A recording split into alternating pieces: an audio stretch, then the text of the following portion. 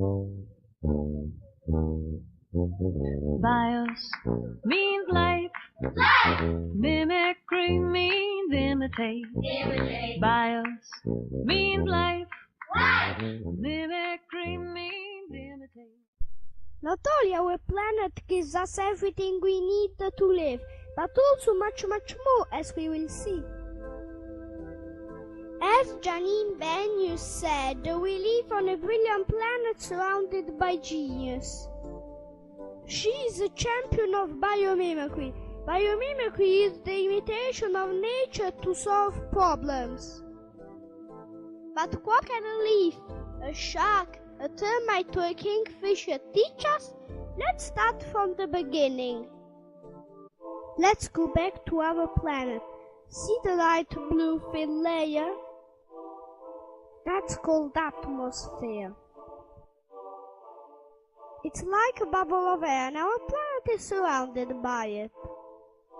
And that thin and fragile bubble keeps us warm, and it contains the oxygen we need to breathe. Dr. Ad Neyman compared the quantity of air we have with the size of the Earth, said it looks as big as the white marble on the top right side. Not much, eh? Such a little amount of air, yet so important. And that's not the only thing our clever planet gives us. Can you guess what the other one is? You guessed right, it's water. We need it.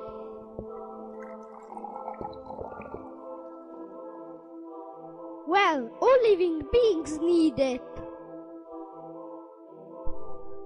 Without it, Earth would be a desert, an empty desert. Thanks to water, our planet can grow plants. And plants need water so badly. But how much water do we have on our planet? The little bubble on the top left side? Well, that's how much water we have if we compare it to the size of the Earth. So it's like magic. With tiny amounts of air and water, our planet can perform some wonderful tricks that let us live. Let's have a look at one of the most important miracles. Life on our planet wouldn't be the same without plants because, thanks to a process called photosynthesis, with simple ingredients such as water, the sun's energy and carbon dioxide, plants produce oxygen and sugar. They are called producers because they are the only one on Earth able to make their own food by themselves. Scientists are studying the magic trick of photosynthesis. Because if we managed to make an efficient artificial leaf, able to collect solar power, we could solve the big problem of energy. Listen to what Dr. Nate Lewis says. More energy from the sun hits the Earth in 1 hour than all the energy consumed on our planet in an entire year. Since plants are the only one who can produce their own food, they are at the bottom of all food chains. Plants are eaten by primary consumers, who are then eaten by secondary consumers. Then, when secondary consumers die, scavengers eat them. After that is the turn of decomposer, mostly bacteria, and fungi, who help the development of molds that decompose dead animals and plants and turn them into usable elements. See, it's our planet that has invented recycling. There's no such thing as garbage. We've been recycling all of our lives. One species junk is another one's lunch, and then becomes fertilizer. There's no such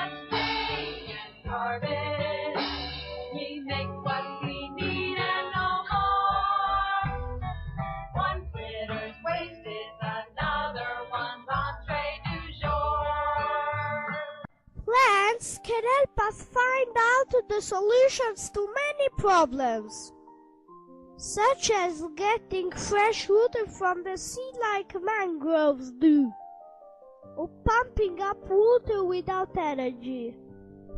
We have already learned a lot from the geniuses who live on our planet.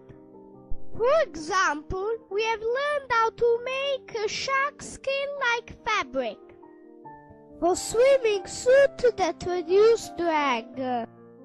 We have learned how to air condition buildings copying the system termites use to keep their mounds at a nice temperature.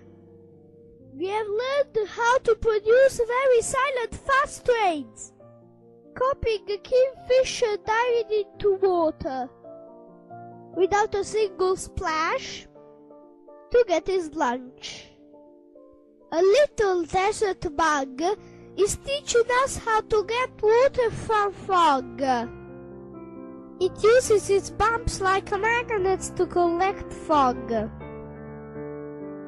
and make water drops fall into its mouth. So, not only our planet gives us food, water, and nice climate, but also a lot of useful tips to improve our living in a green way. Have a problem? Then ask the planet! Ask the planet. Get a lecture from a lemur. Ask the planet. Get subliminal message from your femur.